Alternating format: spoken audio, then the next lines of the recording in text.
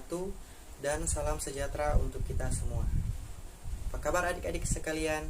Semoga kita semua dalam keadaan tubuh yang sehat ya. Baik, sebelum kita masuk ke dalam materi pembelajaran, di sini kakak akan memperkenalkan diri.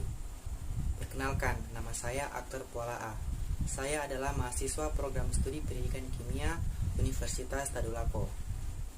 Pada kesempatan kali ini, kita akan membahas materi tentang termokimia. Mari kita simak bersama-sama.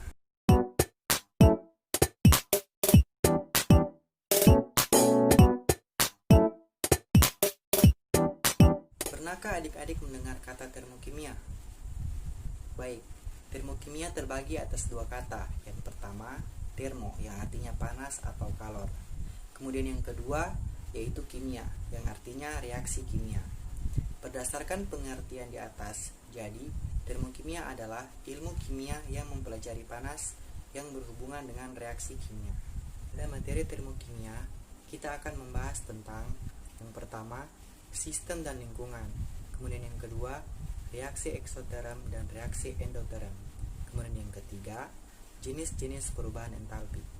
Kita masuk pada pembahasan yang pertama, yaitu tentang sistem dan lingkungan. Pernahkah adik-adik membakar api unggun pada saat berkemah? Jika pernah, apa yang adik-adik rasakan saat duduk di sekitar api unggun? Tentunya kita akan merasakan hangat ya.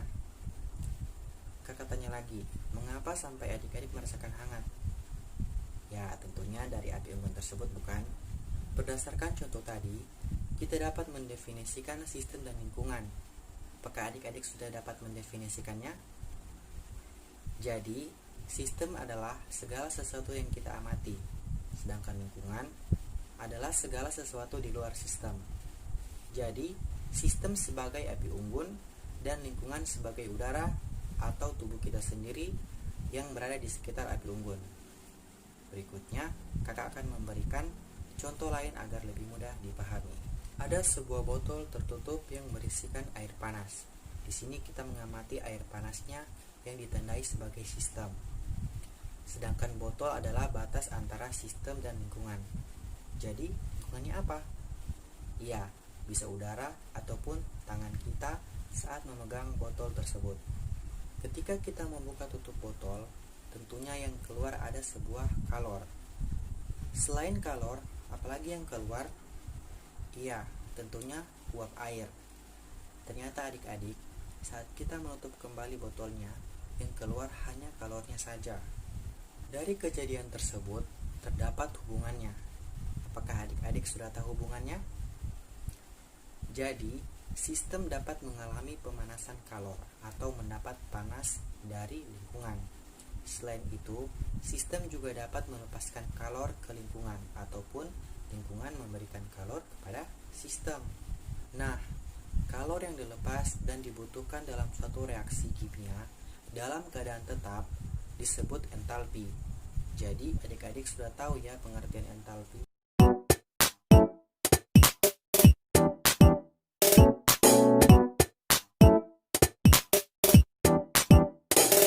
Sekarang kita masuk pada pembahasan kedua, yaitu reaksi eksoterm dan reaksi endoterm.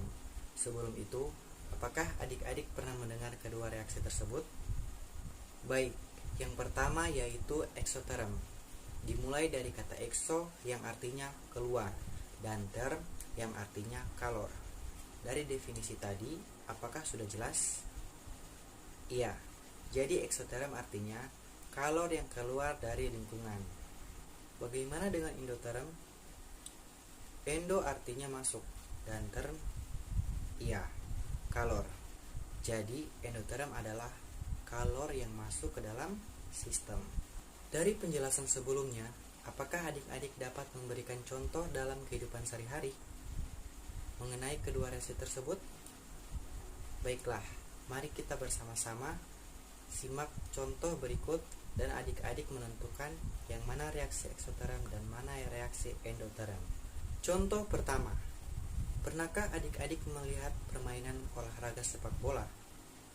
Pada saat pemain ada yang cedera, saat pertandingan berlangsung, tim medis akan segera memberikan kompres portable kepada pemain sepak bola yang mengalami cedera. Kompres portable tersebut bersifat panas, agar saat ditempelkan pada kaki pemain yang cedera akan mengurangi sendi otot yang tegang. Contoh kedua, apakah adik-adik pernah menaruh es batu dalam sebuah cangkir atau gelas? Namun, untuk beberapa saat es batu tersebut akan mencair dikarenakan suhu es batu dan sekitarnya berbeda dan berangsur-angsur menjadi normal. Dalam hal ini, es batu telah mencair. Nah, dari kedua contoh tersebut, yang manakah reaksi eksoterm dan yang manakah reaksi endoterm? Saya akan memberikan waktu adik-adik selama 5 detik. Dimulai dari sekarang. Baik, jadi reaksi eksoterm adalah contoh nomor 1. Karena sistem yang melepaskan kalor dari lingkungan di mana panas dari kompres portable tersebut diberikan kepada bagian yang cedera dari pemain sepak bola agar sendi dan ototnya tidak menjadi tegang. Nah, jadi reaksi endoterm adalah contoh nomor 2, di mana es batu tersebut dalam keadaan beku menjadi cair akibat suhu dari lingkungan yang lebih tinggi dari es batu. Dalam hal ini, kalor yang berasal dari lingkungan masuk ke es batu menyebabkan es batu menjadi mencair.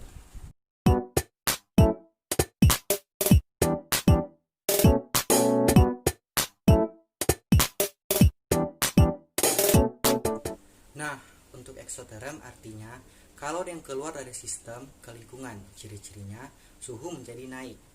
Yuk, mari kita simak bersama-sama diagram energi berikut. Reaktan sebelum berubah menjadi produk, teorinya reaktan tersebut harus melewati kompleks teraktivasi. Dapat dilihat pada gambar di samping saya. Untuk mencapai energi tersebut harus membutuhkan energi aktivasi. Contohnya apa? Misalnya hidrogen dan oksigen. Apabila kita mencampurnya begitu saja, tentunya tidak akan meledak. Akan tetapi, kalau kita menambahkan energi aktivasi seperti sedikit kalor, tentunya akan meledak. Jadi kesimpulannya apa? Coba adik-adik pikirkan, kakak beri waktu 5 detik. Iya, berarti kesimpulannya hidrogen dan oksigen kalau akan beraktivasi harus membutuhkan energi aktivasi terlebih dahulu agar dapat meledak. Nah, di sini kita lihat berdasarkan grafik. Maka energi dari reaktan dan produk naik atau turun? Jawabannya adalah turun ya. Sini reaktan berada di atas produk. Berarti perubahan entalpinya menjadi negatif karena delta H memiliki rumus sama dengan entalpi produk dikurang entalpi reaktan. Dikarenakan produk lebih kecil dari reaktan, otomatis menjadi negatif. Kemudian kita lihat lagi endoterm, yang artinya ada kalor yang diberikan lingkungan ke sistem, menyebabkan suhu menjadi turun. Yuk kita simak bersama-sama diagram berikut.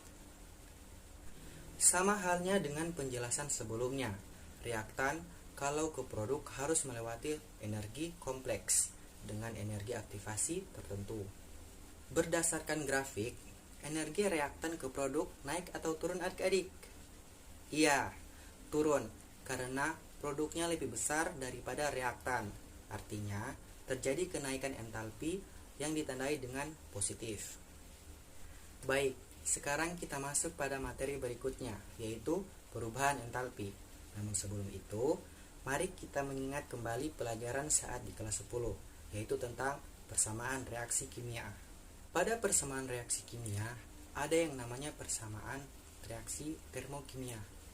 Adik-adik masih ingat pengertian persamaan reaksi termokimia?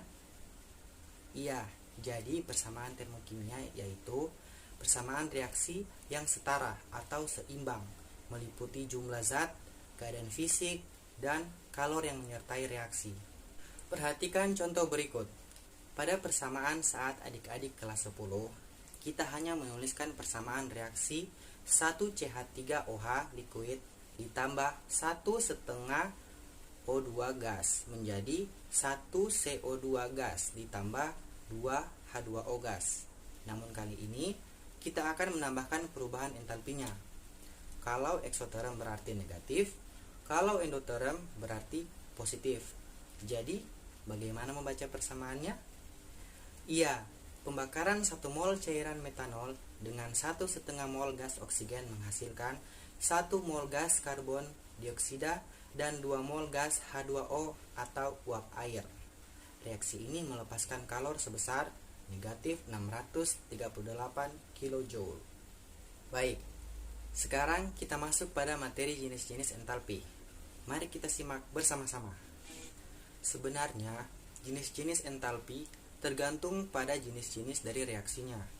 Pada kondisi standar, yaitu 25 derajat Celcius pada tekanan 1 atmosfer.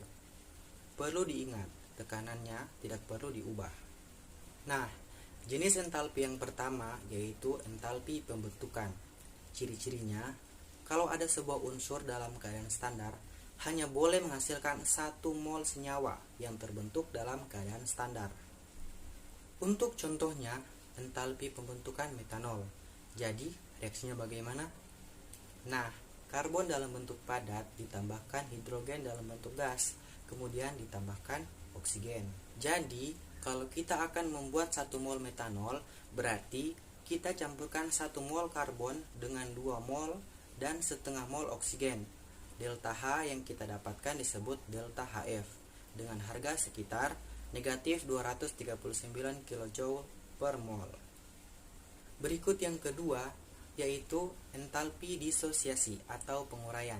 Artinya, senyawa yang terbentuk terurai kembali menjadi unsur-unsurnya dalam keadaan standar.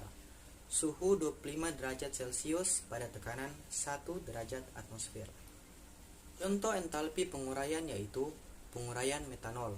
Reaksinya tinggal dibalik berdasarkan reaksi pembentukan, yaitu senyawa menjadi unsur-unsurnya. Jadi, untuk harga delta H-nya, kalau pembentukan nilainya negatif, berarti penguraiannya positif. Berikut yang ketiga, yaitu entalpi pembakaran. Ciri-cirinya, ketika sebuah zat kita reaksikan dengan oksigen menghasilkan suatu produk. Jadi, pembentukan standarnya, kalor yang menyertai pada pembakaran awal 1 mol zat dengan gas oksigen dalam keadaan standar yaitu 25 derajat pada tekanan 1 atmosfer. Contohnya, reaksi pembakaran propana. Ketika kita membakar atau kita reaksikan propana dengan oksigen, maka hasilnya adalah tentunya karbon dioksida dan O2. Kalor yang dihasilkan negatif karena hasilnya panas dan diberikan tanda negatif.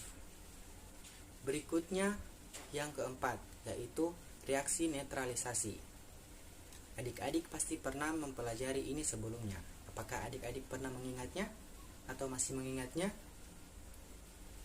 Iya, reaksi antara asam dan basa menghasilkan garam dan H2O atau air. Di sini yang kita lihat air yang terbentuk. Air tersebut menyebabkan hasil dari harga entalpi netralisasi.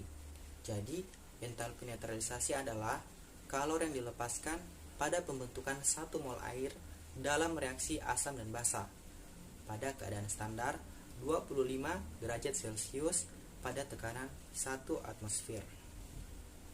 Contohnya, reaksi larutan asam klorida dan NaOH basa. HCl ditambah NaOH menjadi NaCl dan H2O dengan harga entalpi negatif 56,9 kJ per mol.